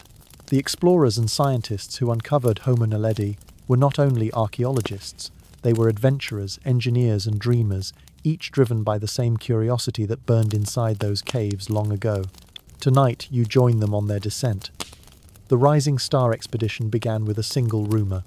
In 2013, a pair of local cavers, Rick Hunter and Stephen Tucker, were exploring a system deep within the cradle of humankind. They slipped through a fissure, barely 7 inches wide, and crawled for what felt like forever, until their headlamps caught a strange gleam on the cave floor. At first they thought it was animal bone, maybe a fossilized fragment of antelope. But as they looked closer, the shape was unmistakably human. They marked the spot, climbed out, and sent a message that would ripple across the world. The call reached paleoanthropologist Lee Berger, already known for his discoveries of Australopithecus sediba nearby. When he heard the words human-like fossils, he nearly dropped the phone. Within weeks, Berger assembled a team, but there was a problem. The Dinaledi Chamber was too tight for most experienced scientists to enter. The gap was only 7 inches at its narrowest point, like squeezing through the slit of a letterbox. They needed explorers who were small, flexible, calm under pressure, and trained in both science and caving. It was a recruitment call that sounded like a dare. Historians still talk about that call for volunteers. It spread through social media, asking for scientists with caving experience who could fit through the tightest spaces on Earth.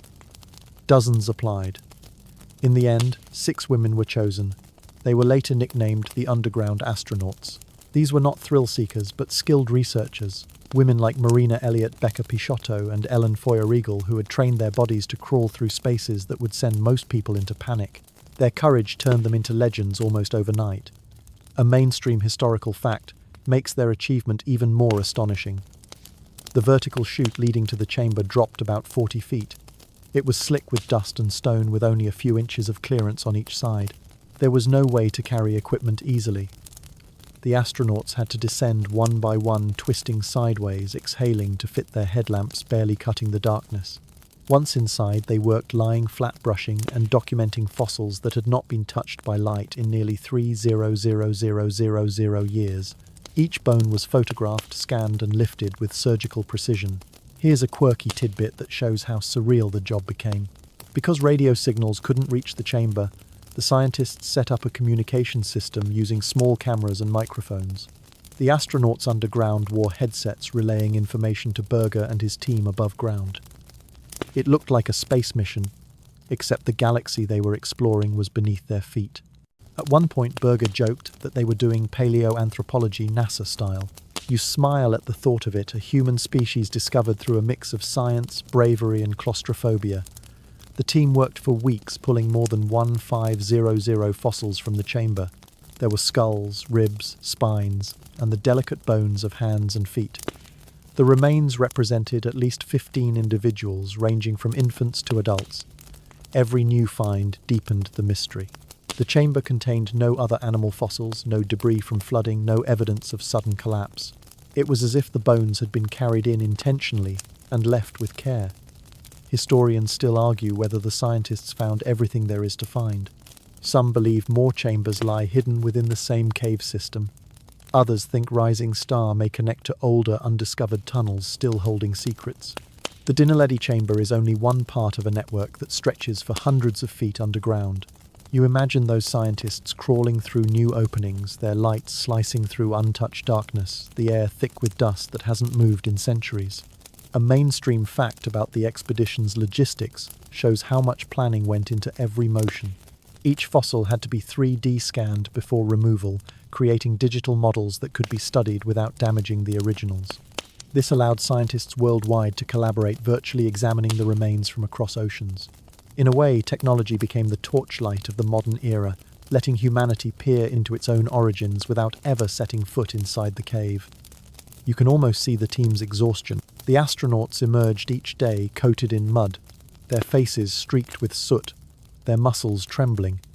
But the excitement never faded. One of them later said it felt like touching time itself. That phrase stays with you. It is poetic and true. Every brushstroke, every click of a camera was a handshake across hundreds of millennia. Here's a lighter moment to balance the tension. During one descent, an explorer accidentally dropped a tool that clattered down the narrow chute. For a full minute, no one breathed, worried it might have damaged something irreplaceable. When the tool finally stopped, one of them whispered, "Well, gravity works," and the tension broke into laughter. It's comforting to know that even at the edge of history, humans still crack jokes when they're scared. Historians still argue whether the Rising Star team was reckless or revolutionary. Some critics said they announced findings too quickly, publishing before every test was complete. Others praised the openness of their approach, noting that Berger shared data freely, inviting global scrutiny. The debate turned fierce, not out of malice, but because discoveries like this reshape what it means to be human. In science, that kind of power always comes with friction. You picture the camp above ground at night. Tents glow faintly under a blanket of stars. The air hums with insects and soft conversation. Inside one tent, Berger stares at the bones laid out on a table, tracing their shapes with gloved hands. Around him, his team discusses measurements, hypotheses, and implications. They are tired, but awake, driven by the realization that they've stepped into uncharted territory. What they hold might rewrite the very definition of humanity. A mainstream fact from anthropology captures that moment's weight. Before Rising Star, scientists believed that behaviors like deliberate burial, symbolic thought, and fire use emerged only in larger-brained species. After Homo naledi, that belief began to crumble. Small brains, big mysteries that became the story. You lean back in your chair, imagining the mixture of awe and fear in those scientists. Discoveries are thrilling, but they also demand humility. Every new truth makes the past less certain. You can almost hear the wind rustling through the grass outside their tents, whispering the same question that has haunted humans forever. Who were we before we knew we were human? Here's a quirky piece of trivia about the Rising Star. Expedition that always makes people smile. To prevent contamination, the underground astronauts had to store their food far from the fossils. Their daily lunches were kept in sealed containers labeled "Do Not Fossilize." It became a running joke, proof that humor survives even in the strangest places. As dawn breaks over the African plain, the team prepares for another descent. You see them tightening helmets, checking ropes, and exchanging small nods of reassurance. They move with practiced grace, no longer nervous, but still reverent. Each time they vanish into the earth, it feels like a small act of resurrection, pulling the past into the present one bone at a time. You close your eyes and see it clearly now, the link between explorers, and the explored between the living and the long gone. The same curiosity that guided Homo naledi into their caves guides these scientists back into the same depths. The tools are different, but the impulse is identical. To know, to touch, to understand. That is the oldest human instinct of all. The discovery of Homo naledi should have been a moment of universal celebration, but in the world of science, revelation often comes paired with resistance. You can picture the Rising Star team standing before a crowded auditorium, bright lights in their faces, the air thick with anticipation. On the screen behind them glowed the images of ancient bones, delicate and strange, their curved fingers, and small skulls, both familiar and alien. The crowd leaned forward, waiting for the announcement. And then when Lee Berger declared that these fossils represented a new species of human, the room rippled with disbelief. It was September 2015 when the news broke, and it raced through the scientific community like wildfire. Headlines screamed that a new branch of humanity had been discovered, but along with the excitement came skepticism. How could such a small-brained creature display behavior so complex? How could fossils this young belong to a form so ancient? The questions multiplied faster than the answers. Science thrives on challenge, and this discovery threw down the ultimate gauntlet. Historians still argue whether the controversy that followed was about evidence or ego. Some of the loudest critics accused Berger of rushing to publish, claiming that his conclusions were premature. Others questioned his methods, suggesting that calling Homo naledi a new species was more publicity stunt than fact. You imagine the scene behind closed doors, emails flying between institutions, voices raised in debate. The old guard of paleoanthropology felt the ground shifting beneath their feet. A single chamber in South Africa had rewritten too many rules at once. A mainstream historical fact adds context to the uproar. For decades, scientists believed that human evolution followed a simple pattern. As brains grew larger, behavior grew more complex. It was a comforting theory, neat and hierarchical, but Homo naledi shattered it. Here was a being with a brain barely 1/3 the size of modern humans, showing signs of cultural and social sophistication. The discovery didn't fit the model, so many scientists tried to fit the model around the discovery. You can almost hear the arguments echoing across conference halls. Some insisted the fossils were not new at all, but belonged to a deformed population of an existing species like Homo erectus. Others said the bones were simply too recent to be primitive. When later tests confirmed their age, at around 250,000 years, the disbelief only deepened. That meant Homo naledi had lived at the same time as early Homo sapiens. It was as if someone had found an ancient smartphone still ringing in a museum exhibit. Here's a quirky tidbit from that chaotic period. When the team first submitted their paper, one reviewer supposedly asked if the fossils could be fakes. The idea of deliberate hoaxing had haunted anthropology since the infamous Piltdown Man scandal in the early 1900s, when forged fossils misled the world for decades. Berger's team knew they needed absolute transparency, so they released their data publicly. Digital scans of every bone were uploaded online, allowing researchers everywhere to examine them for themselves. It was one of the first times in anthropology that a discovery had been shared so openly. Historians still argue whether that openness helped or hurt. Some praised the move as a revolution in scientific collaboration. Others said it bypassed the careful gatekeeping that ensures accuracy. You picture Berger sitting at his computer watching the debate unfold in real time. Praise and criticism filled his inbox in equal measure. One day he was hailed as a pioneer, the next accused of sensationalism. But through it all, he never backed down from the claim that Homo naledi deserved its place in the human story.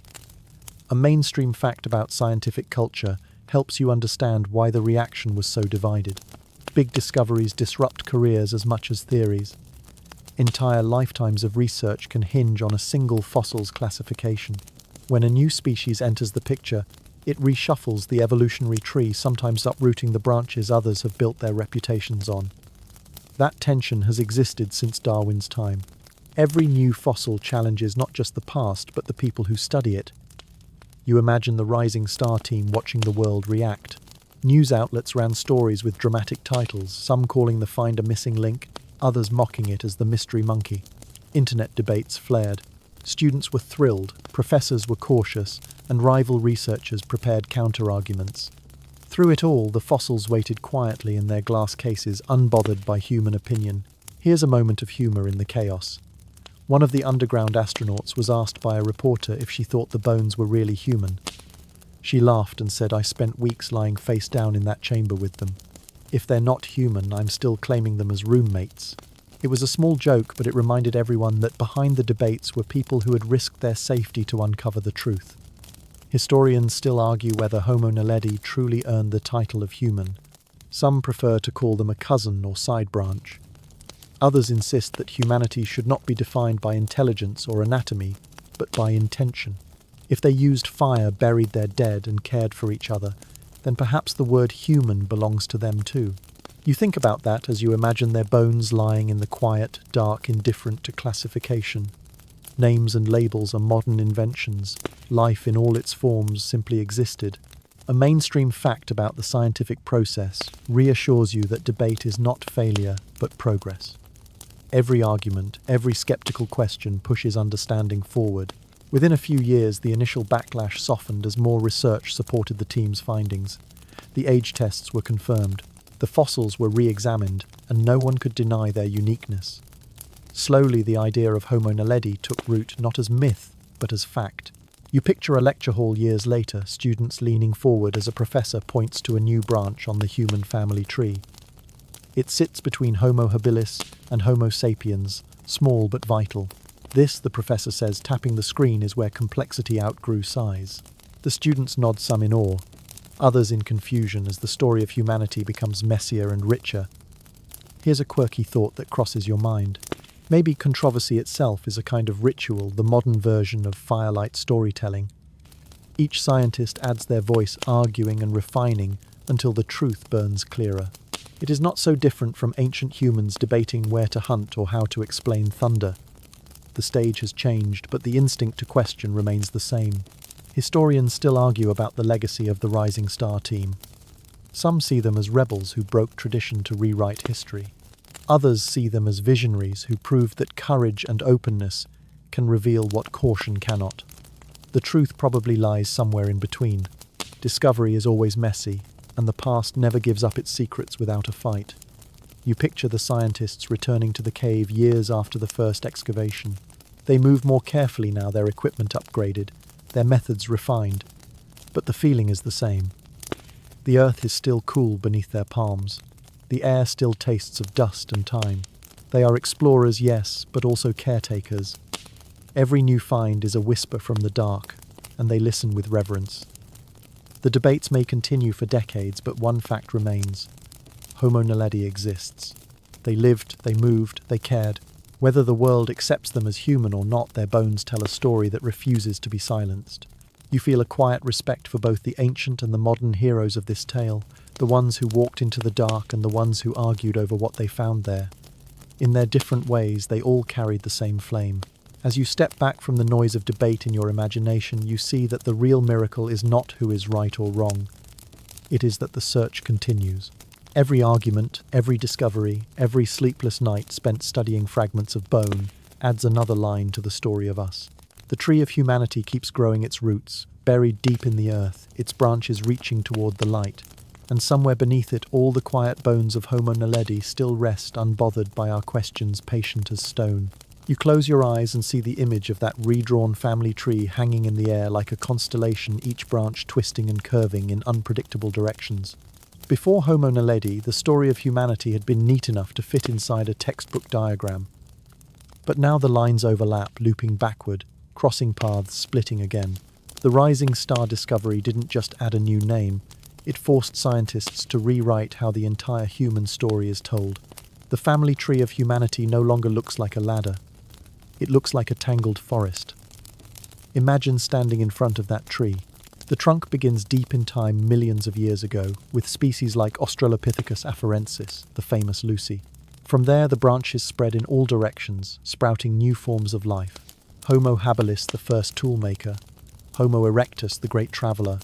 Homo neanderthalensis, the survivor of cold climates. And now Homo naledi, a small but shining branch that seems to have grown in secret, curling deep inside the roots of the African soil. Historians still argue whether the discovery of Homo naledi truly rewrote the timeline or simply filled in an overlooked chapter. What no one disputes is that it reshaped our understanding of what it means to be human. Before rising star scientists believed that behaviors like caring for the dead using fire or creating symbols were the domain of large-brained species only. But Homo naledi's fossils proved otherwise. With their small skulls and modest stature, they performed acts once thought to require higher cognition. That realization rippled through anthropology like an aftershock. A mainstream historical fact gives the moment context. After 2015, textbooks and museum exhibits around the world were updated to include Homo naledi. The species joined a growing list of relatives that made the human story not linear but mosaic. Scientists began using new metaphors to explain it. Some called it a braided stream, where multiple human species flowed together, sometimes merging, sometimes diverging. Others described it as an orchestra, each species adding its own note to the long symphony of evolution. You find that idea comforting, that we are not alone in our origins but part of a chorus that has been singing for millions of years. Here's a quirky tidbit that captures the wonder of it all. When the team at Rising Star presented their updated human family tree, one of the younger researchers joked that it now looked like a power line drawn by a toddler. The audience laughed, but the point was clear. Evolution is messy. It has detours, accidents, experiments that don't always succeed. Yet even the strangest branches like Homo naledi have meaning. Each one teaches us that intelligence and adaptation take many forms. You imagine walking through a museum of the future, where a holographic tree floats in front of you. Each branch glows when you approach it. As you move closer to Homo naledi, the air fills with gentle whispers, fragments of their story retold by narrators who sound as curious as you feel now. The voice explains how this species changed everything, not by being the strongest or smartest, but by reminding humanity that connection, not dominance, defines evolution. Historians still argue whether the existence of Homo naledi implies that human evolution was regional or networked. Some researchers suggest that different species developed advanced behaviors independently in separate parts of Africa. Others believe there was limited exchange between groups, a kind of ancient knowledge sharing long before written history. Maybe one species learned fire from another. Maybe burial practices were observed, imitated, and transformed. The idea that wisdom can spread even without language fascinates you. It makes you think of ideas as living organisms themselves, capable of survival and adaptation across generations. A mainstream fact from recent genetics reminds you that DNA testing has traced modern humans back to a shared ancestor around 2,000,000 years ago. But fossils like those of Homo naledi complicate that neat narrative. They suggest that multiple forms of humanity overlapped for far longer than anyone expected. Some species mingled and bred, others remained separate but aware. It wasn't a straight march toward progress. It was a crowded, creative, and sometimes chaotic coexistence. You picture the scientists adjusting their charts, shifting timelines, adding new color-coded lines across graphs that now look like works of art. The new model of human history isn't about one species replacing another, but about survival through diversity. The thought warms you. If evolution values variety, then maybe that lesson still applies today. The strength of humanity has always been its ability to adapt, to accept, and to imagine beyond boundaries. Here's a moment that captures the shift perfectly. During a lecture at the University of the Witwatersrand, a student asked Lee Berger how it felt to redraw humanity. He smiled and said, "We didn't redraw it. We just noticed it had always been this way." That answer lingers in your mind. The bones didn't change the truth. They revealed it. The human story has always been a patchwork, and our arrogance had simply made it look cleaner than it really was. Historians still argue over what exactly made Homo naledi vanish. Did they go extinct, naturally outcompeted by larger-brained cousins, or were they absorbed into other populations? The fossils offer no final answer, yet their disappearance feels less like an ending and more like a quiet merging into the background of time. Their physical forms may have vanished, but their impact continues to ripple through our understanding of who we are. A mainstream fact about modern science is that it thrives on revision. Every generation of researchers builds on the last, rewriting history with each new discovery. Homo naledi became a reminder that humility is the foundation of knowledge. The more we learn, the more we realize how little we know. You think about how similar that is to life itself. The older we get, the more we understand that certainty is a luxury. Curiosity, not perfection, keeps the story moving forward. Here's a small, almost poetic detail that sums up this transformation. When the fossils were placed on display for the first time, the exhibit didn't present Homo naledi as primitive. Instead, it portrayed them as another way of being human. The description avoided the word missing link. There was no hierarchy, no suggestion of superiority, just coexistence. You imagine walking through that exhibit, your reflection appearing in the glass beside theirs. For a moment, your eyes meet across a gulf of time, and you feel the fragile thread of kinship between you. Historians still argue whether modern humans would recognize Homo naledi as family if they were alive today. You think they would. Maybe the differences in shape and size would fade when met with shared curiosity or empathy. In the end, it is not intellect that defines family, but understanding. You feel a quiet tug in your chest as that thought settles. The tree of humanity may be tangled, but its roots all draw from the same soil. A mainstream anthropological view concludes that the discovery of Homo naledi has permanently reshaped the field. It has pushed scientists to search new regions, re-examine old fossils, and rethink assumptions about intelligence, culture, and identity. Every new excavation now carries a question that didn't exist before. What if there are still more species waiting in the shadows? The thought sends a shiver down your spine, equal parts excitement and humility. You picture the Earth itself as a storyteller, keeping secrets in stone until someone is ready to listen. For centuries, we've tried to read those secrets in bones, dust, and DNA, each discovery like a line in a forgotten poem. Homo naledi added a stanza that no one expected. It changed the rhythm of everything. As you imagine that tree of life once more glowing softly against the night, you notice something beautiful. Each branch, each species, each forgotten ancestor glows with equal light. None are brighter, none lesser. Together they form a constellation that looks a little like the human heart. Maybe that is what the Rising Star team found buried deep in the earth, not just fossils, but the realization that humanity has always been plural. The story of us is not a single voice, but a choir echoing endlessly beneath the stars. You stare at that glowing tree of life a moment longer in your mind. Then the image fades and you are left with a question that has haunted science for generations. Could pieces of Homo naledi still live inside us, not in bone but in blood? The discovery of their fossils raised a tantalizing mystery that stretches beyond geology and into genetics. If they lived as recently as 250,000 years ago, is it possible that their story did not end in that cave? You imagine a tiny spark of their DNA hidden deep within the human genome, waiting to be recognized like an echo waiting for a voice. Modern genetics has already revealed astonishing truths. We know that Neanderthals and modern humans interbred. We carry 1 to 2% of their DNA even now. We also know about the Denisovans, a shadowy group identified from a single pinky bone and a few molars found in Siberia. Their genetic signature runs through the people of Melanesia and parts of Asia. Every decade adds a new branch, a new cousin rediscovered by the quiet precision of genetic sequencing. Yet no one has yet found the genome of Homo naledi. The bones are too old, the cave too warm, the DNA too fragile. Historians still argue whether it will ever be possible to recover genetic material from them.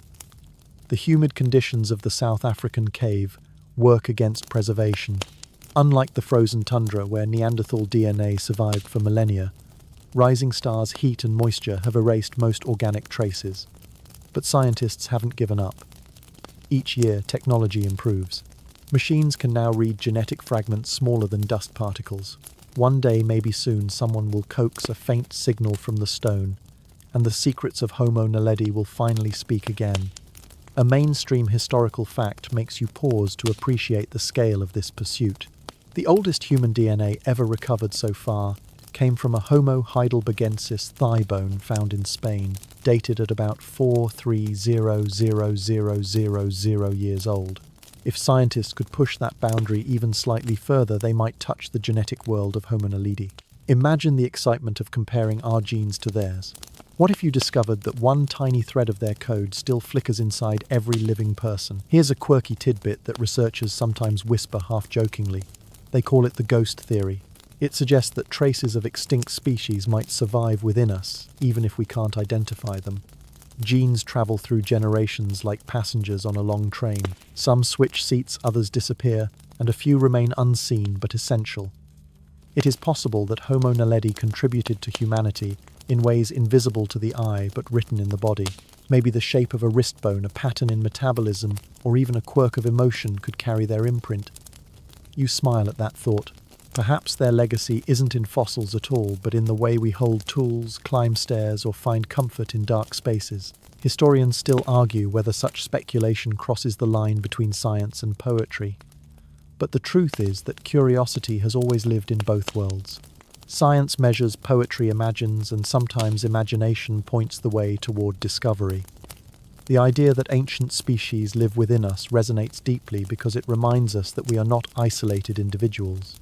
We are archives of everything that came before. Each heartbeat is an echo of countless others that once kept time under different skies. A mainstream fact from modern genetics explains this beautifully. The human genome is roughly 3 billion base pairs long, yet only about 2% codes for proteins, the essential building blocks of life. The rest is often called junk DNA, though that term has fallen out of favor. Much of that non-coding material may hold the remnants of ancient genes, mutations, and viral insertions. In a sense, your DNA is a palimpsest, a layered text written and rewritten across millions of years.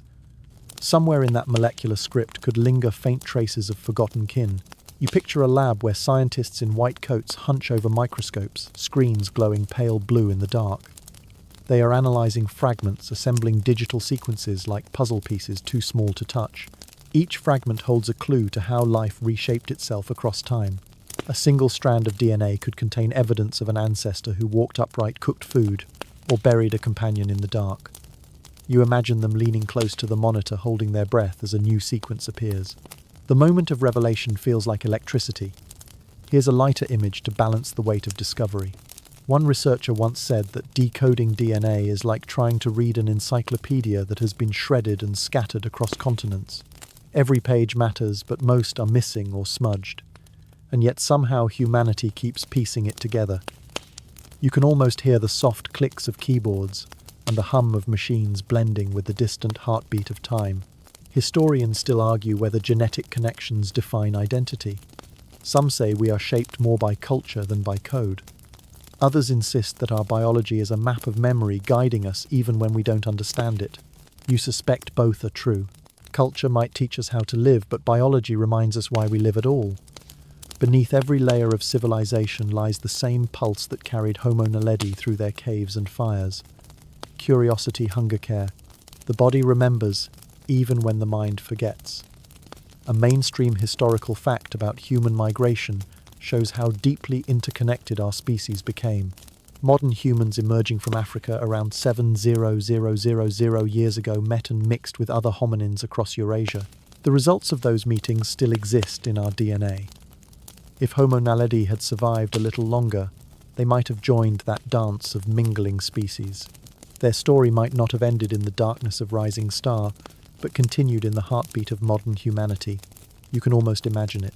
A late surviving group of Homo naledi wandering the plains, crossing paths with early Homo sapiens. There might have been curiosity, maybe even kinship. Two forms of humanity sharing the same firelight for a brief evening before diverging again. That image refuses to leave you. It makes the past feel less like history and more like memory. Here's a quirky piece of speculation scientists love to debate over coffee. What if the instinct to explore caves, to venture into dark and dangerous spaces, is something inherited from our ancient relatives? Maybe the same thrill that drove cavers into the rising star system is written in their bones. The need to know, to descend, to uncover what lies beneath. Perhaps that is the echo of Homo naledi calling us home. You grin at the thought. Curiosity might just be the oldest shared gene of all. Historians still argue whether genetics will ever be able to capture the full human story. DNA tells us what we are made of, but not what we believed, loved, or feared. For that, we need imagination. The bones of Homo naledi may never yield their genetic code, but the story they tell has already entered our bloodstream metaphorically. You feel it every time you wonder who you are, where you come from, and how far back the thread of your existence runs. A mainstream fact from evolutionary biology suggests that extinction is never truly absolute. Species fade, but their influence continues through ecosystems, adaptations, and inherited traits. In that sense, Homo naledi still lives not as a ghost, but as a rhythm. Every time a human hand touches stone or kindles fire, that rhythm beats again. You picture yourself standing in that lab of the future, where scientists finally succeed in extracting the first fragments of Homo naledi DNA. The moment is quiet, almost reverent. A young researcher stares at the screen, tears in their eyes, whispering that a voice from the dark has finally spoken. In that instant, time folds. The past and the present breathe together. The cave, the firelight, the heartbeat, they all return. And as you imagine that moment, you realize something profound. The real inheritance from Homo naledi is not biological but spiritual. It is the drive to seek, to question, to connect. Maybe our DNA carries not just their molecules, but their curiosity, their courage, their capacity to care for the dead. You feel that thought settle deep within you, steady and warm like an ember carried across generations. The ghosts in our DNA are not haunting us. They are reminding us that we are never alone. Every atom, every gene, every breath carries the memory of life that came before. In that sense, Homo naledi is not gone at all. They are still here alive in every question you ask, in every story you tell. In every moment you look at the stars and wonder who else once did the same. You sit quietly for a moment, letting the echoes of that idea drift through your mind. The notion that Homo naledi might still live within us changes how you see everything. The ancient and the modern begin to blur.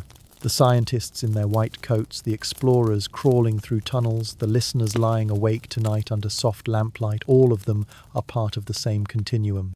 Every question asked in the present is a conversation with the past.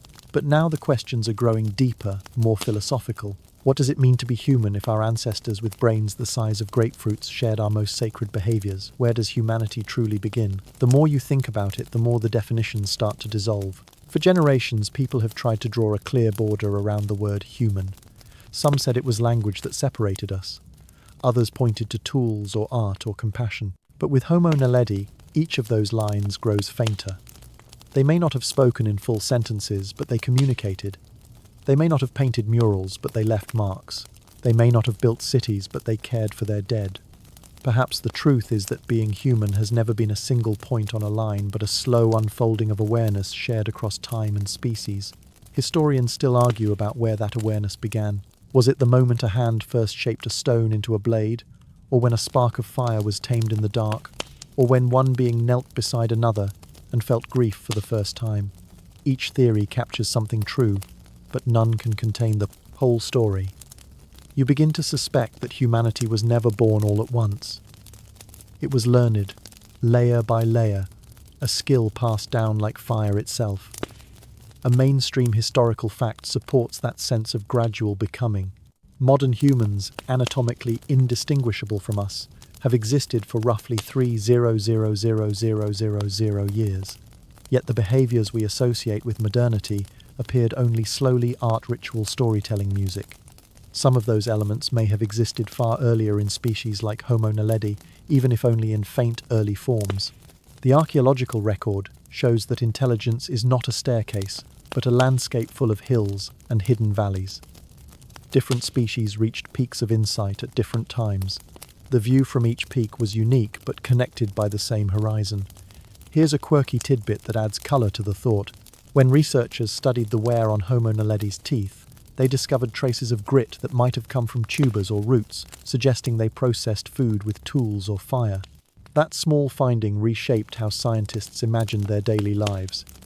It is one thing to survive, it is another to adapt with intention. They didn't simply eat what nature gave them, they altered it. In that act lies the same impulse that led modern humans to bake bread, write poetry, or design rockets. The drive to transform is ancient, and it began deep in the earth with hands smaller than yours. Historians still argue whether consciousness itself evolved gradually or appeared suddenly like lightning striking dry ground. Philosophers join the debate, asking whether self-awareness requires language or if it can exist as pure sensation. You imagine Homo naledi sitting by a fire staring into the flames. Maybe they recognized their reflection in the glow. Maybe they saw themselves in another's eyes and felt a flicker of recognition. If that moment happened even once, then consciousness did not belong to a single species. It was a light that spread quietly, carried by many forms until it reached us. A mainstream fact from psychology offers a bridge between science and spirit.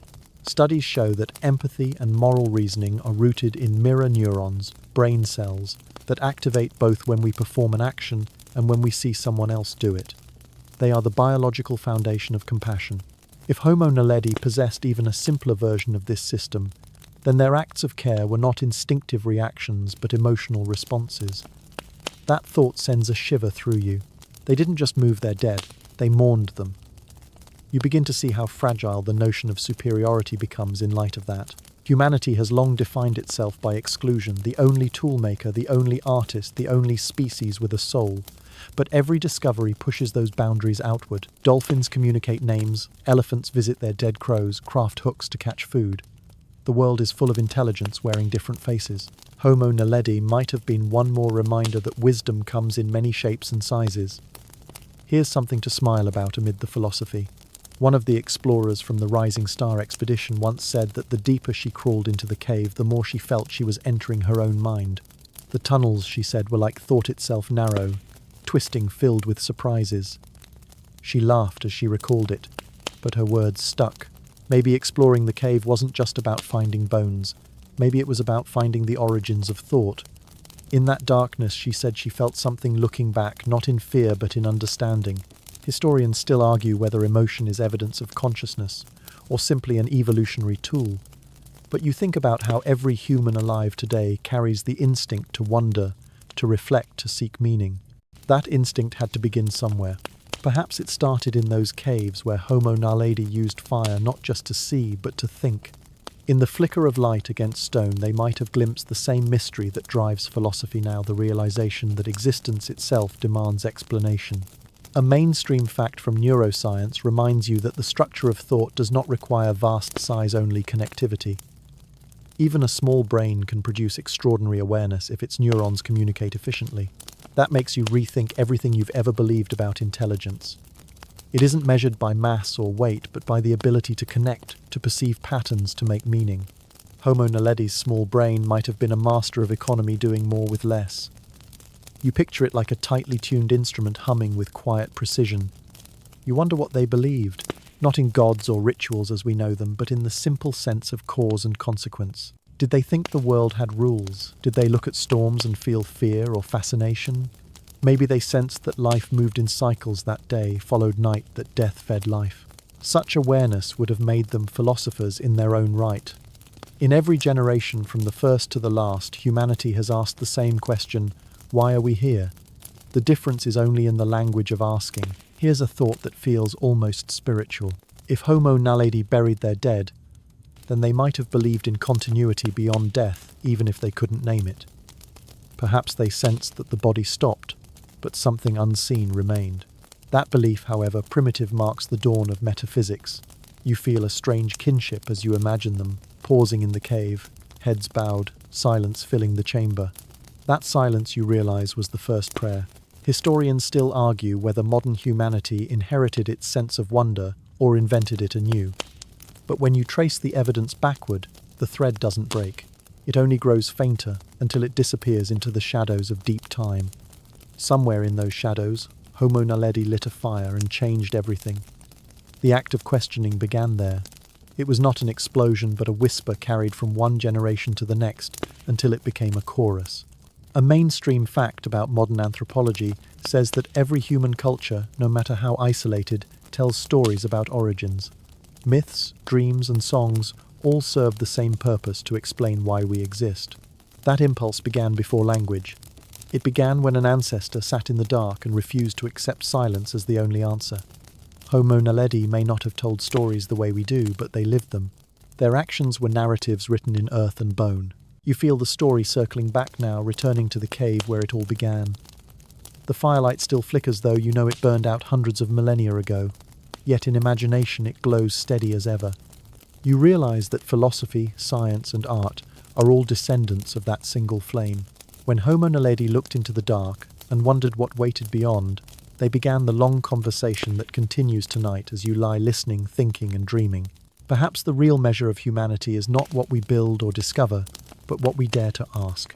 And so in that deep silence of prehistory, one small being might have looked at the stars or the reflection of fire in water and whispered the first question in the long history of why.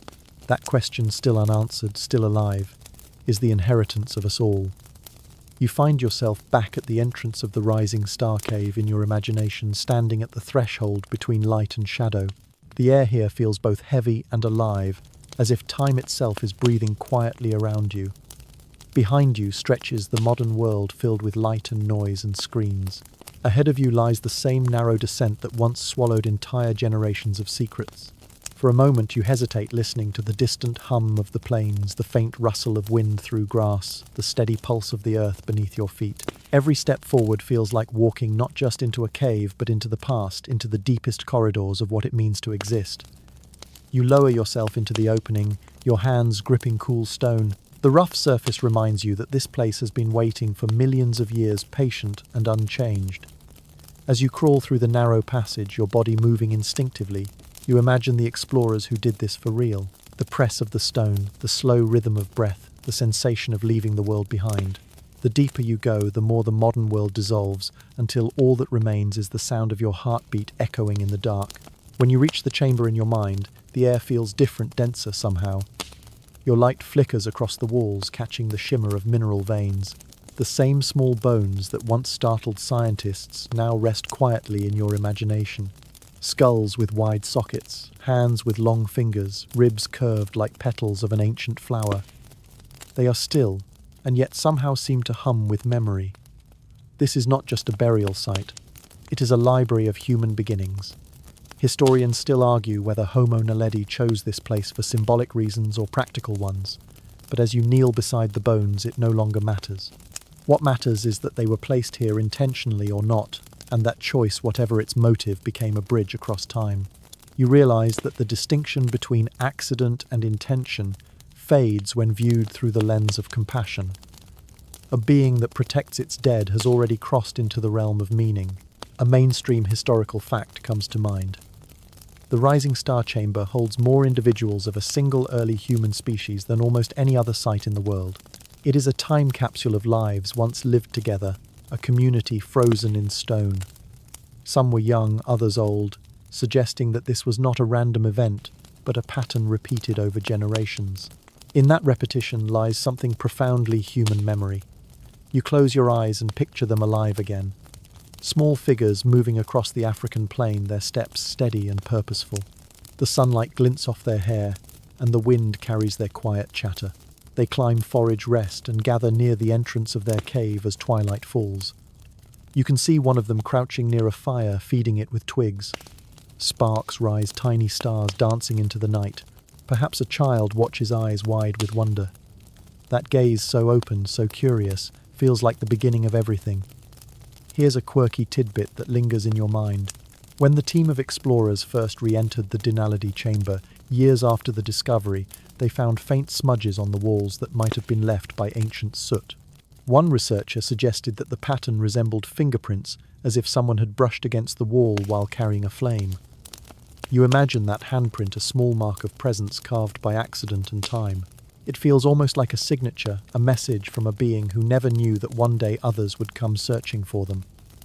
Historians still argue whether we should call Homo naledi our ancestors or our cousins. The distinction feels trivial now.